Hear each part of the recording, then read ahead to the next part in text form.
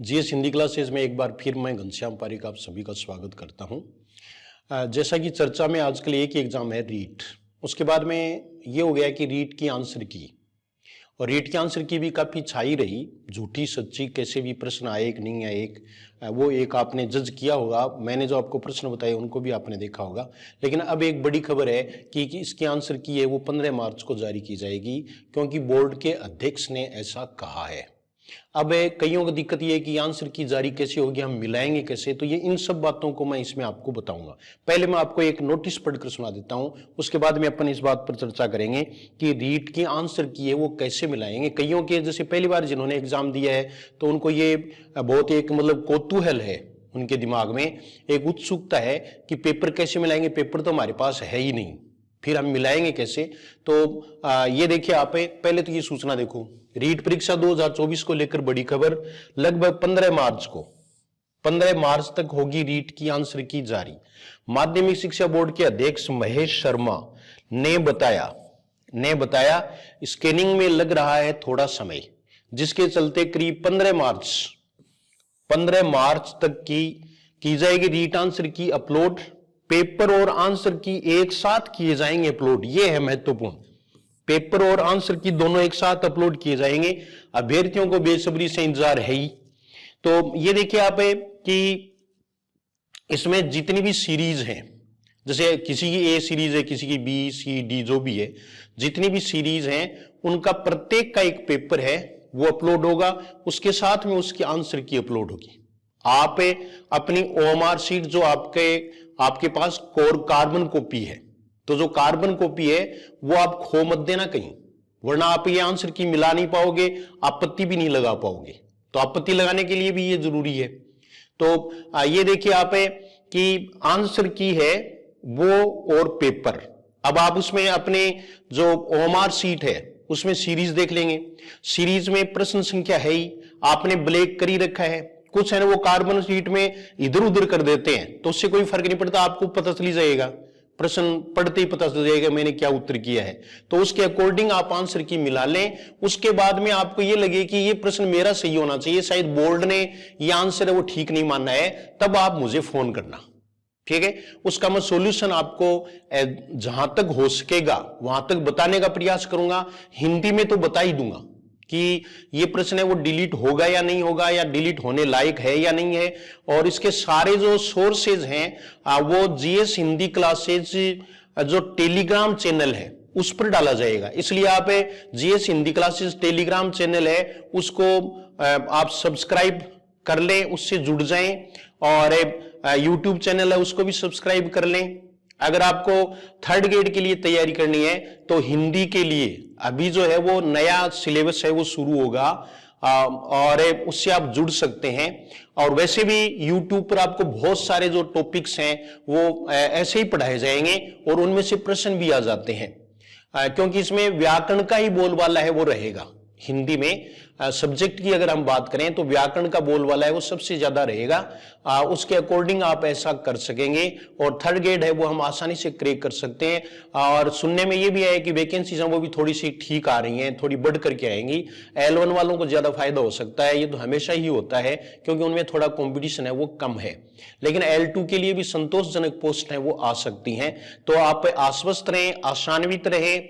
और इसके अलावा है वो किसी प्रकार की कोई र्यूमर वगैरह है उसमें आपको विश्वास नहीं करना है। आज से ही अगर आप वास्तव में ही स्टूडेंट हैं और वास्तव में तैयारी करना चाहते हैं तो अभी से आप तैयारी करना शुरू कर दें। और इसके लिए आप जीएस हिंदी क्लासेज में हिंदी की जो है वो चीजें आप देख सकते हो। साइकोलॉजी में भी आपको जो है वो इसमें कोर्स है और वो आप देख सकते हैं और ले सकते हैं। फ्री डेमो क्लासेस देख सकते हैं। इसके लिए आपको GS Hindi classes app download करना पड़ेगा। भाई ऐप डाउनलोड करने में तो आपको कुछ लगेगा नहीं, ठीक है ना। हाँ, तो उसमें आप देखें, क्योंकि हमें उस चीज की विजिट करनी चाहिए और उसके बाद देखना चाहिए कि क्या हो रहा है, ठीक है। तो और उसके कमेंट्स देखें आप, कमेंट्स देख करके फिर जैसे आंसर की है, 3 आंसर किए हैं, तीनों निकाली हैं इस पर हिंदी वाली, तो उसमें आप कमेंट्स पढ़े स्टूडेंट्स के, क्योंकि स्टूडेंट्स है वो ही टीचर का आईना होता है कि वो क्या लिखते हैं, तो उसके अकॉर्डिंग यानी ज्यादातर क्या लिखते हैं और उसके बाद आप फैसला है वो कर ले। इसके अलावा पटवारी के एग्जाम दोगे तो भी हिंदी आएगी।